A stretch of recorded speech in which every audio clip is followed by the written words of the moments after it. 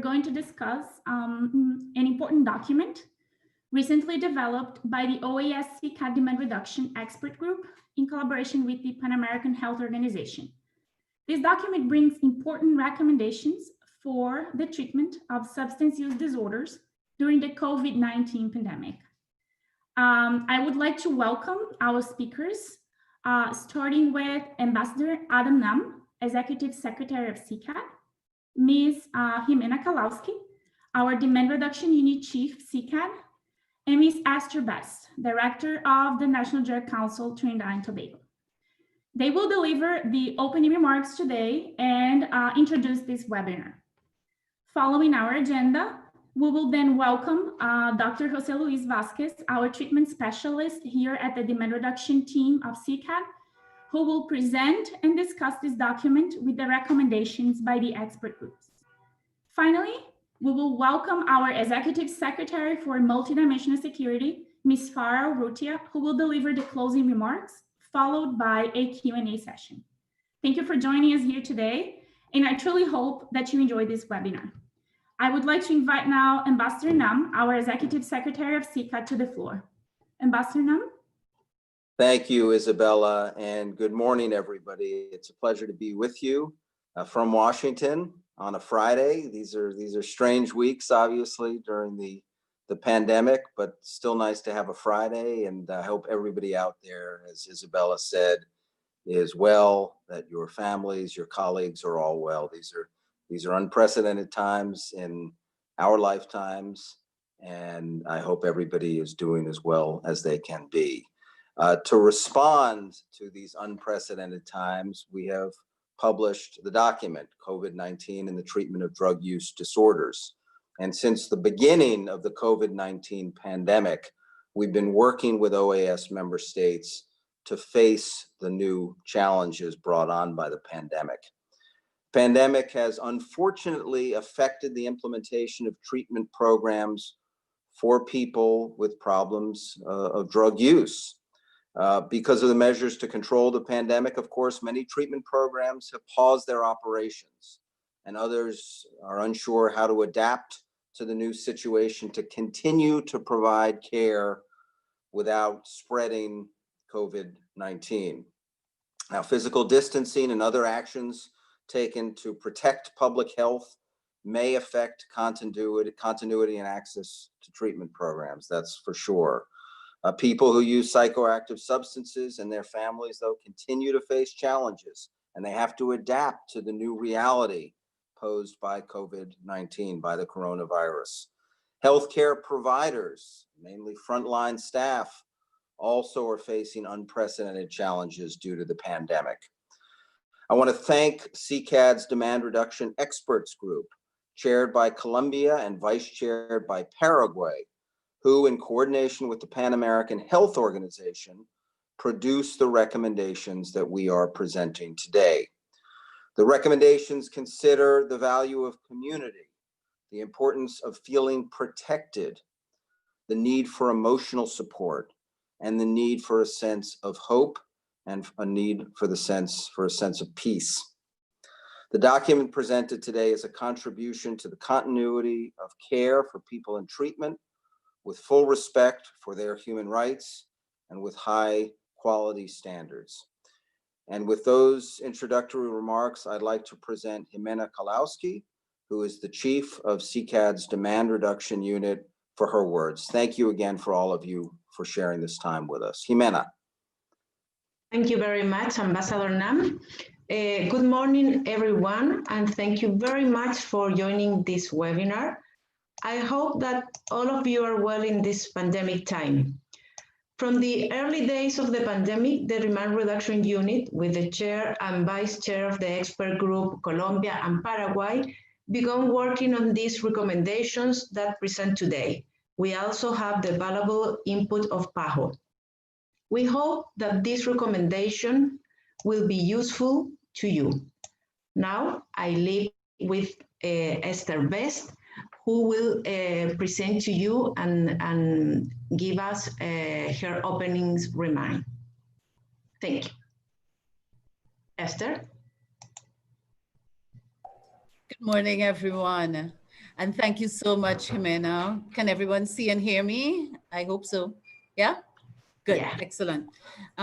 Thank you to CCAD for providing this opportunity for us to have this webinar this morning on this very important issue.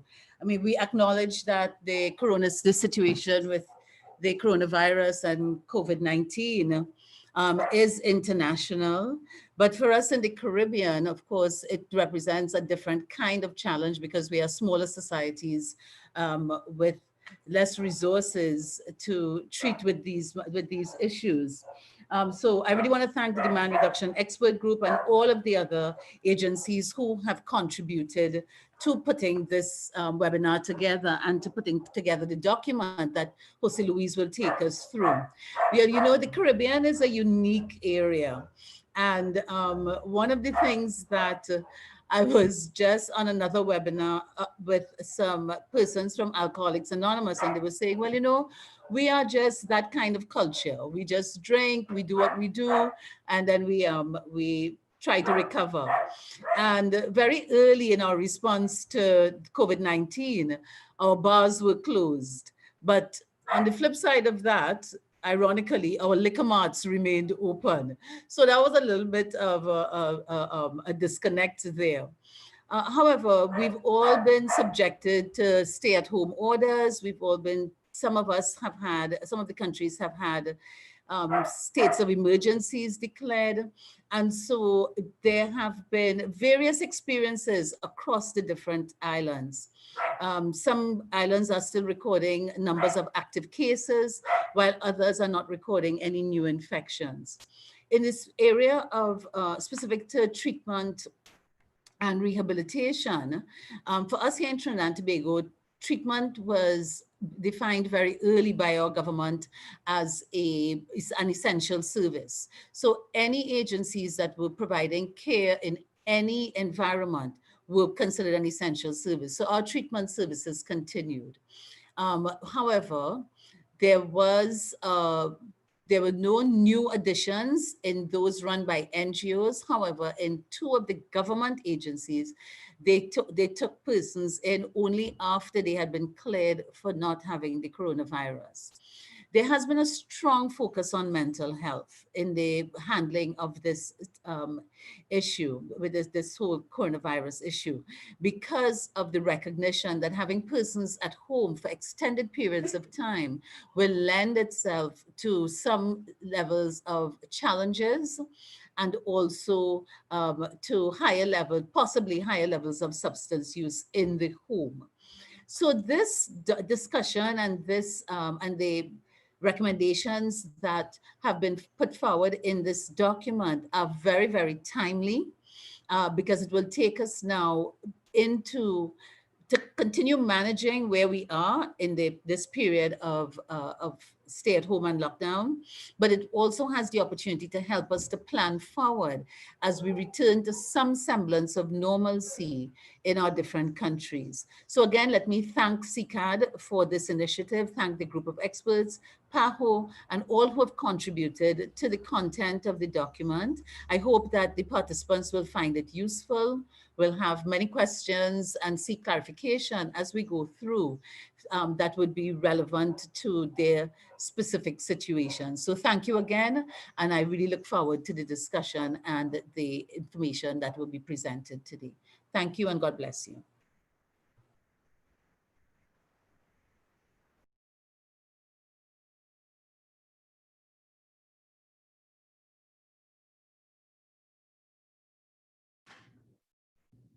Thank you, Esther. Jose Luis, you have the floor. Thank you very much, Isabella. Good morning, everyone. Thanks for being today with us. It is an honor to present the document of recommendations produced by CCAD. So I'm going to start sharing with you the presentation today, and we will go through the recommendations. So thanks again, everyone, for being here today. These recommendations were produced by CCAD's expert group on demand reduction. As you know, the Americas and the world face an unprecedented global health emergency caused by COVID-19.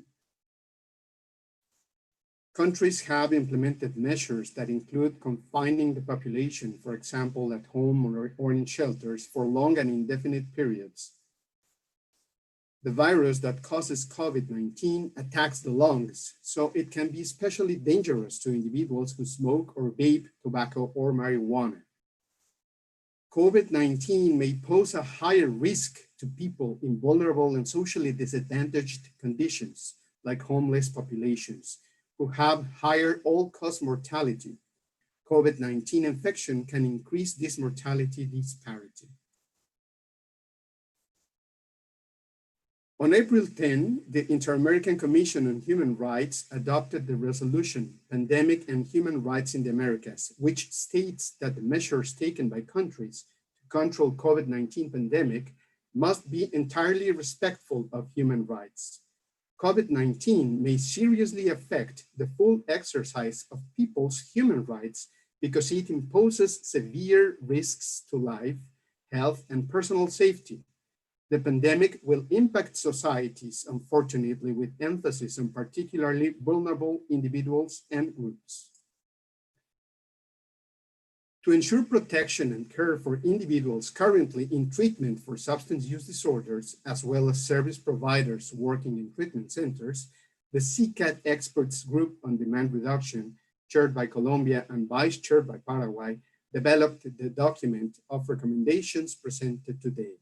There are three groups or three subgroups of recommendations.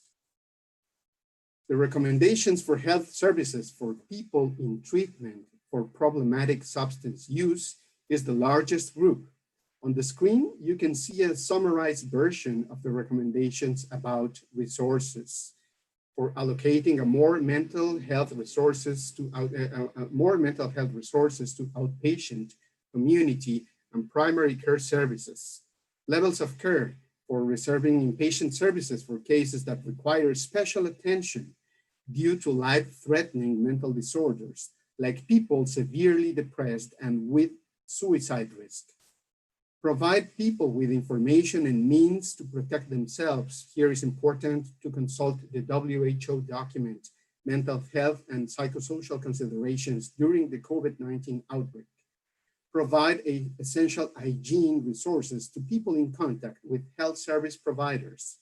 Encourage people not to gather, except in some cases, and highlighting dangers to themselves and others in possibly contracting the disease.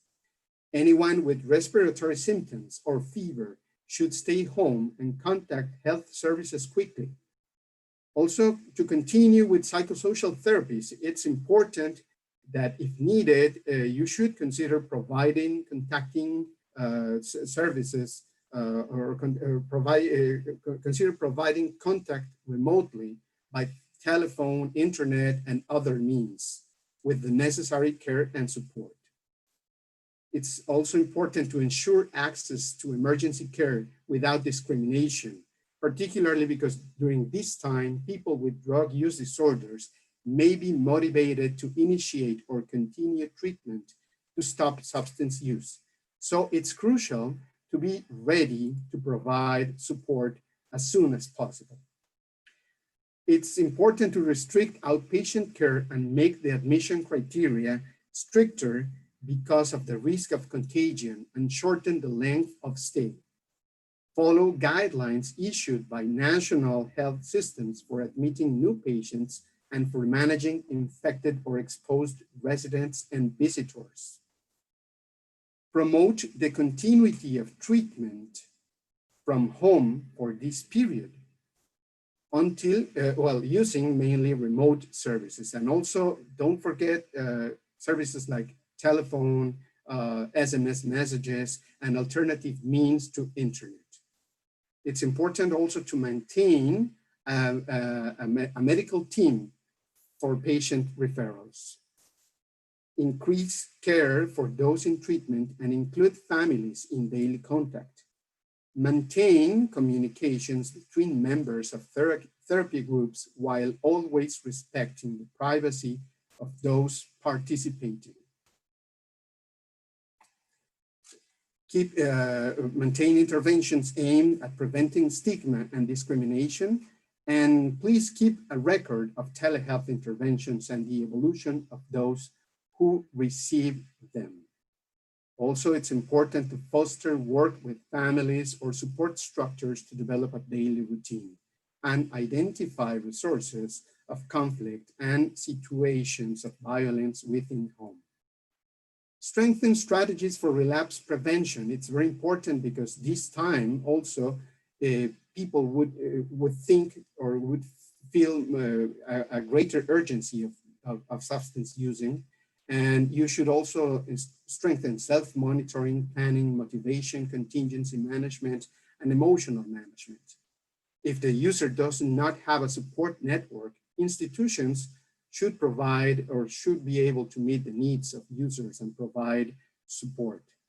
Also, it's important to provide up-to-date information about COVID and the drug treatment issues and monitor the medication under professional supervision. Consider individuals' physical and cognitive restrictions, because you know all of the patients within the patients there may be people with specific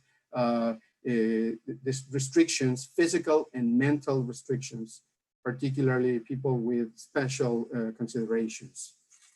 And in that sense, also provide multimodal information materials tailored for people with audio or visual impairment, among others. Maintain an empathetic and understanding attitude to the demands of patients residing in treatment centers. Refer the person in treatment to the appropriate medical facility if you believe you are dealing with a suspected case of contagion. For people or teams working with homeless populations, it's also important to establish isolation and shelter facilities where they do not exist or they are not available. Establish public health strategies and support for those who refuse to go to shelters. Implement physical distancing in shelters and ensure enough supplies for cleaning and protection. Staff working with homeless populations should take every precaution to avoid infecting both the assisted community and themselves. It's important here to maintain an adequate distance and using personal protective equipment. The services should be designed taking into account the urgency of the situation and the needs of homeless population. Here we say that services must be adapted to people and not vice versa. Team care, the final subgroup of recommendations, and maybe the most important because that's our core part of game players. We need to ensure dissemination and permanent updating of medical case management protocols, promote protective measures, such as hand washing in working environments, maintain team monitoring, emphasizing self-care measures, just monitor constantly how is your team doing, how do they feel, which is their state, not only because of physical health, but also because of their mental health. And of course, you also want to monitor activities and ensure that they are getting enough rest, enough periods for resting. It's important to understand the conditions they are facing, both directly or indirectly, because they might be affected by COVID-19, and also their families might be affected. That's an important part because we also need to consider what's happening within that team care and the integrants, the persons in that team care. How are they dealing with this situation in their own homes? Establish a shift system for service providers. This is crucial because you already may face some shortening of staff. So this is important to manage adequately the shift system for being sure that you are offering as much care or as much services as possible.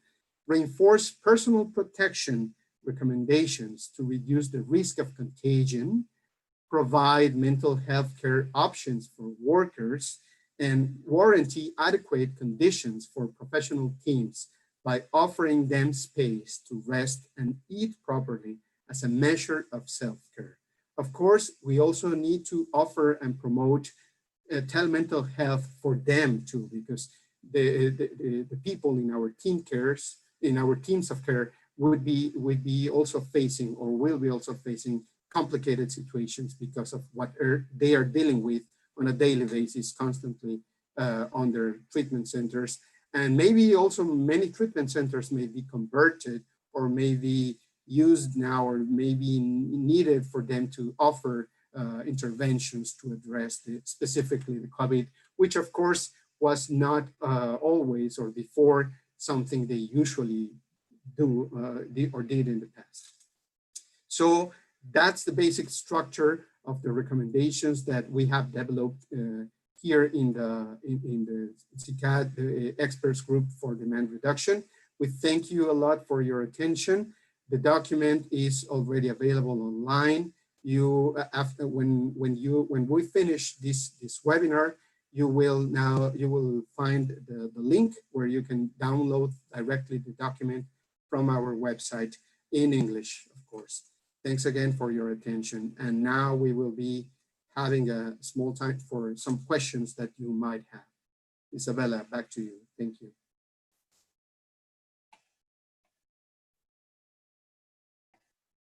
Thank you very much, Jose Luis, for this great presentation. We will now invite our Secretary for Multidimensional Security of the OES, Ms. Farah Urrutia. And after her presentation, we will go to the Q&A session. You will find that you can type in all your questions in the bottom. So just please feel free to start sending your questions, and then we will do it after our Secretary presents. Please, Secretary, go ahead. Welcome. Thank you very much, Isabella. I hope you hear me clear. My name says Jose Luis Vasquez, but I am Farah Urrutia, but it's the technology. Hello, everyone. I am pleased to speak to you prior to the questions and comment period. I could not join you at the beginning because I was in another commitment. At the Organization of American States, and specifically within the Secretariat of Multidimensional Security, we have been mindful of countries' needs and proposing solutions tailored to address the new conditions under the COVID-19 pandemic. The Inter-American Drug Abuse Control Commission, CICAD, through its Demand Reduction Unit, is aware of how the pandemic is affecting treatment programs and care services in the Americas. The current COVID-19 pandemic is an unprecedented challenge that has several implications for care services.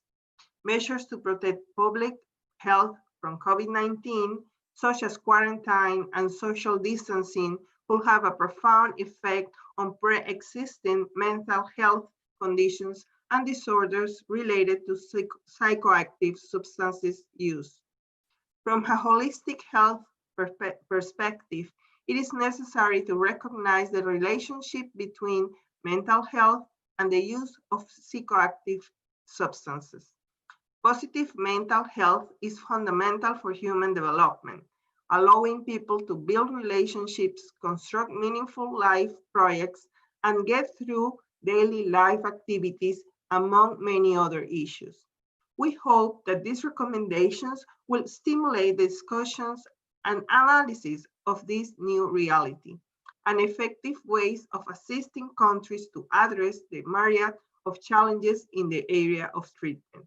I congratulate Colombia and Paraguay as chair and vice chair of the experts group, as well as PAHO, for collaborating on this initiative, and express the commitment of my secretariat to support our member states as we explore ways to address the drug problem during these unprecedented times. Thank you very much.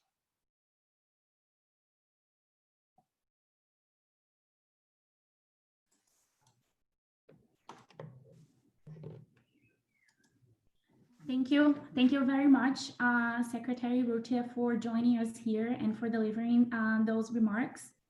We will now go ahead and move on to our questions. Please, just like I said before, please feel free to type in your questions, and Jose Luis will be answering them shortly. Jose Luis? Thank you, Isabella. So on the bottom part of your screen for you as attendees or participants, on the bottom part of the screen, you should be seeing the option that says Q&A, or even the chat. So here we are getting some questions, particularly from an estimated friend, Natalia Corbin.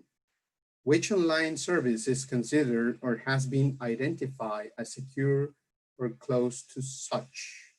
I understand, Natalia, from your question, maybe that you were talking about providing telemental health or treatment through telehealth services. And let me tell you, there's no easy answer for the question you are asking. But of course, each of the systems have their own challenges.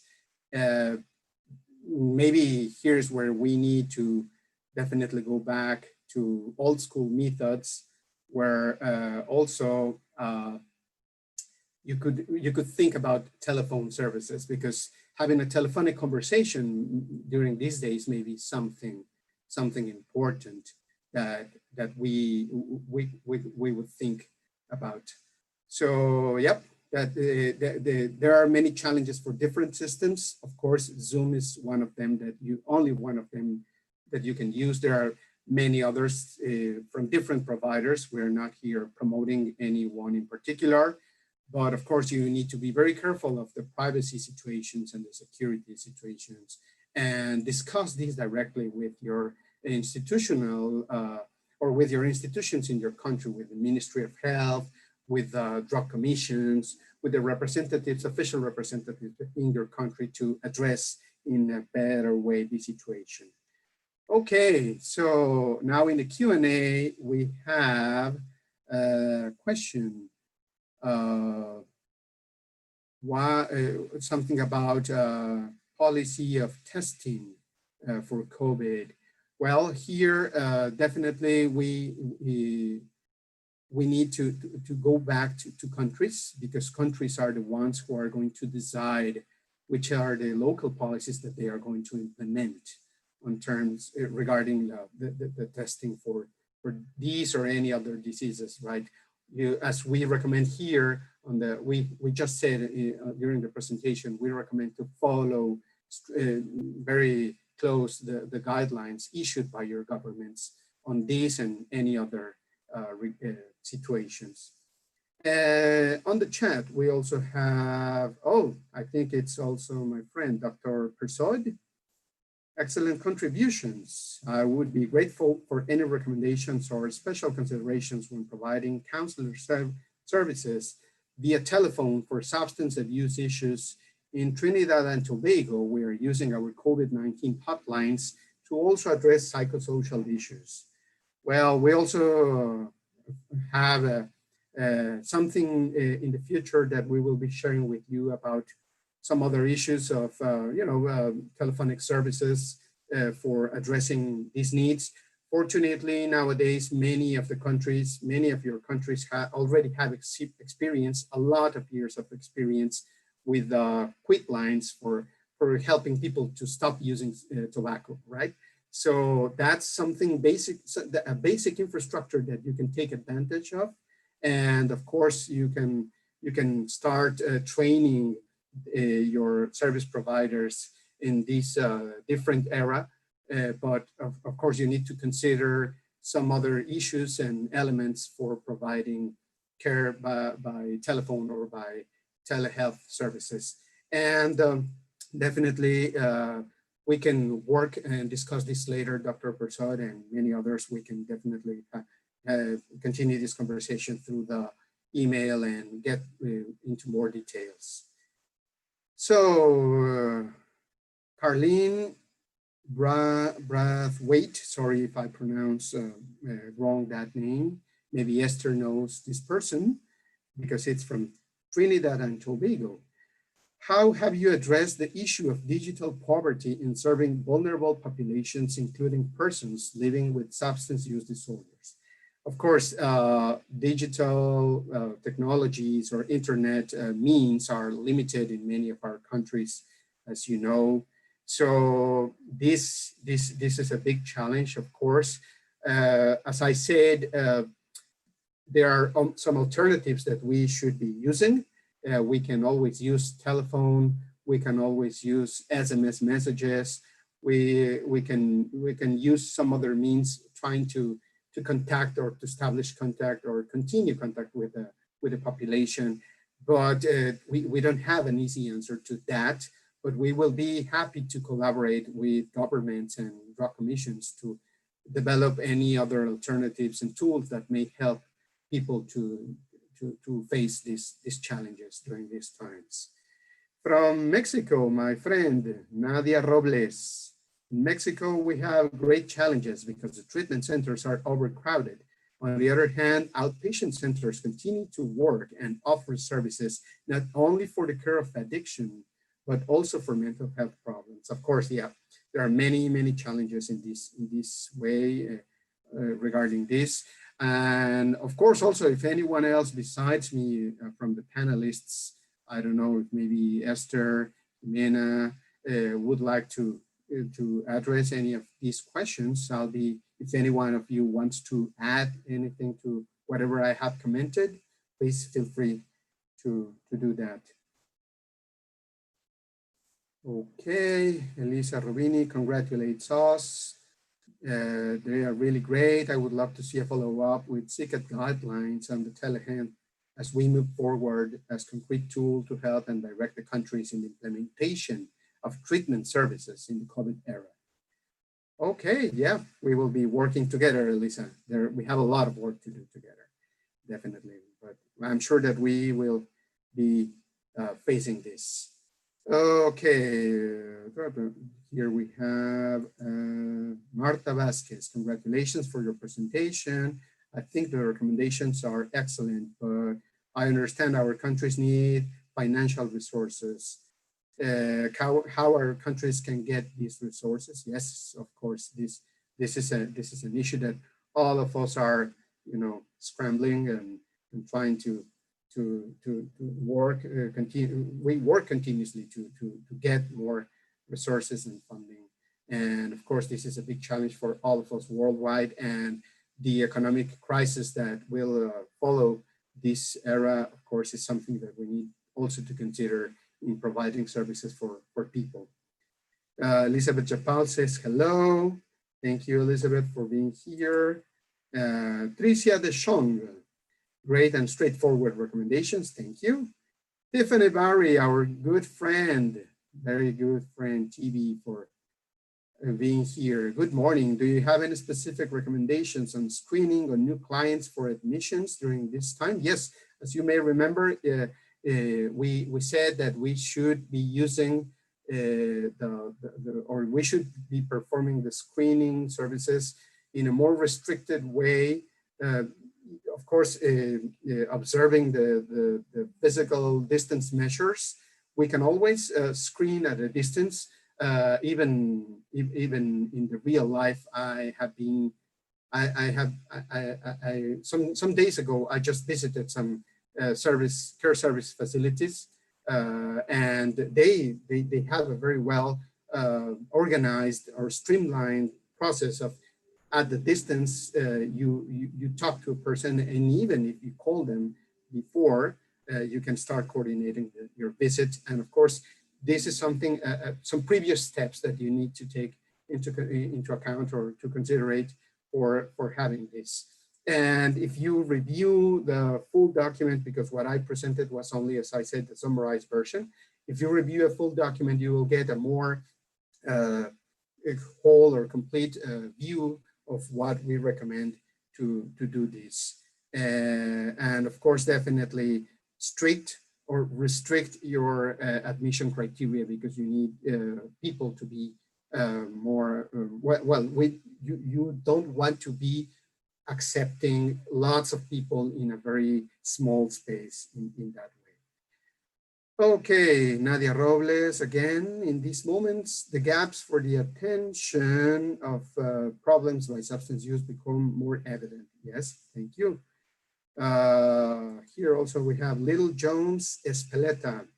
Congratulations, thank you very much. Elizabeth Japal. Okay, very impressive list of recommendations. Yes, we all face challenges, Elizabeth, the limited resources, not only financial, but also our staff. We have a lot of limitations that we need to address, but hopefully if we work together, I'm sure that we will continue, we'll get good results at the end of the day. So, Fodai Jola, thank you. I'm sorry if I if I don't pronunciate well your name. Thank you for the presentation. The recommendations are very good, although some resource-constrained countries will find some of them challenging. Definitely, we are aware of that, and we will continue working with you in alternative ways to address where these situations where the internet is not widely available, right?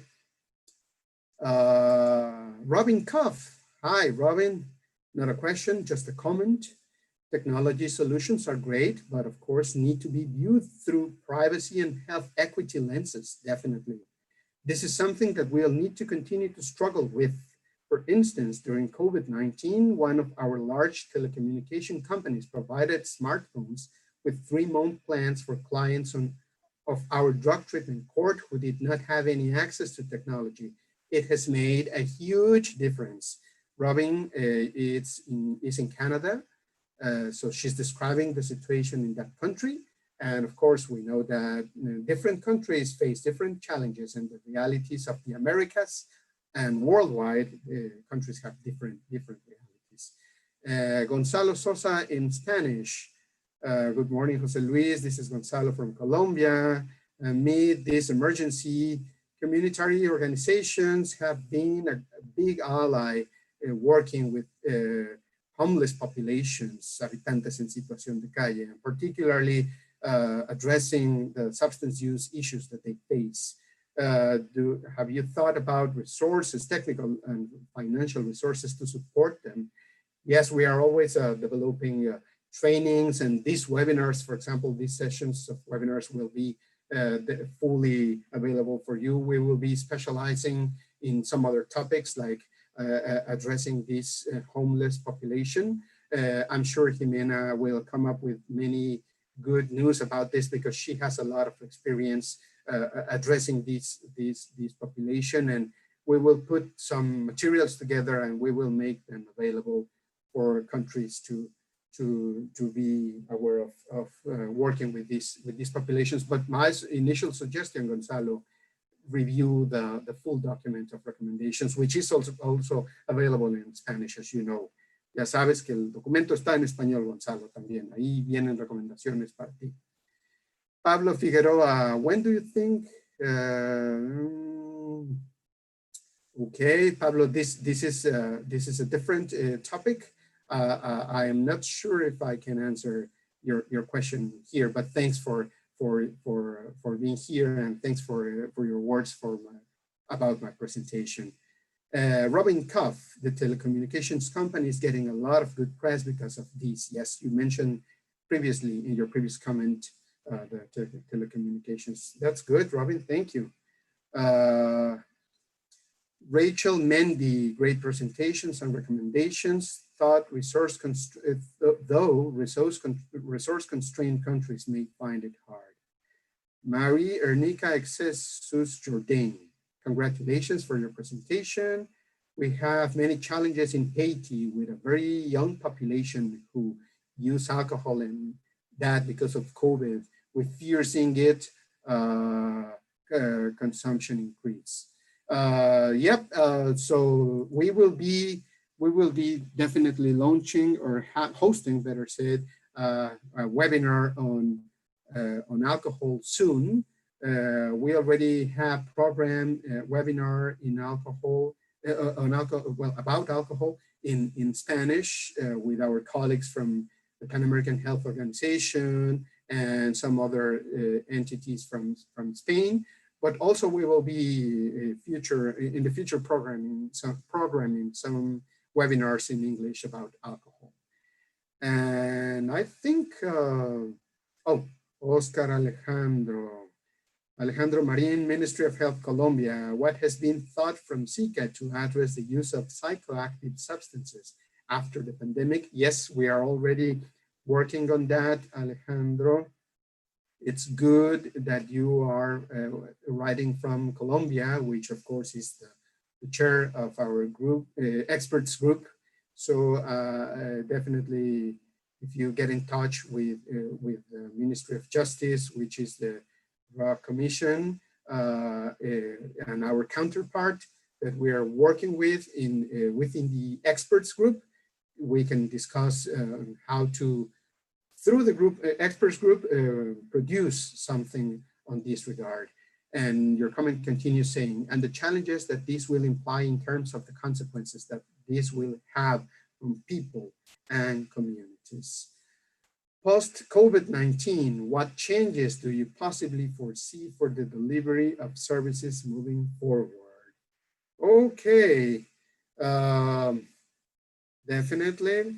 So, yeah, we have a lot of possible situations. We need to prepare for that, and we will be preparing for this within our working group, and also communicating with the other units of CICAD.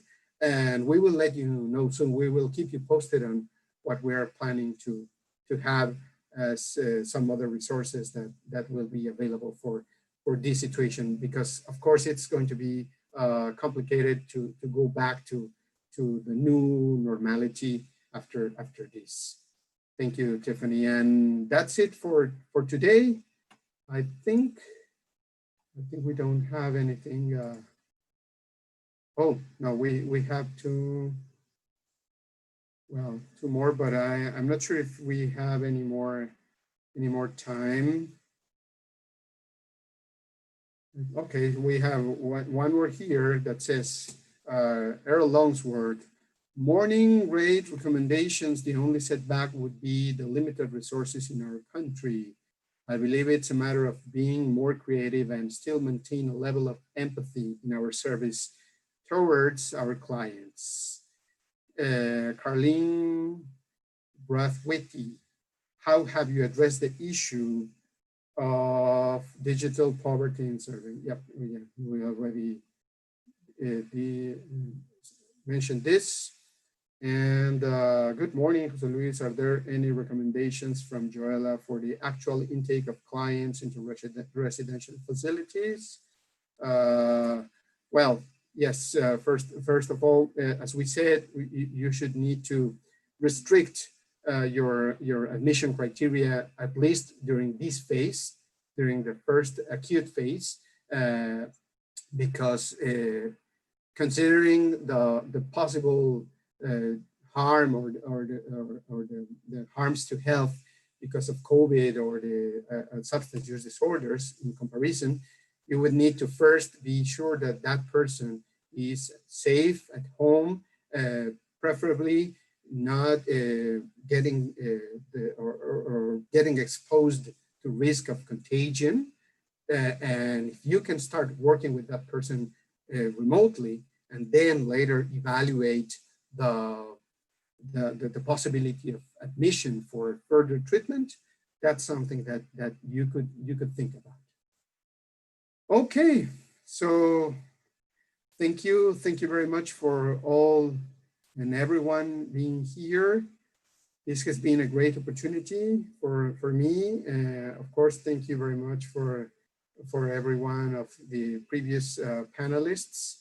And I will give back the floor to Isabella Araujo. Thank you.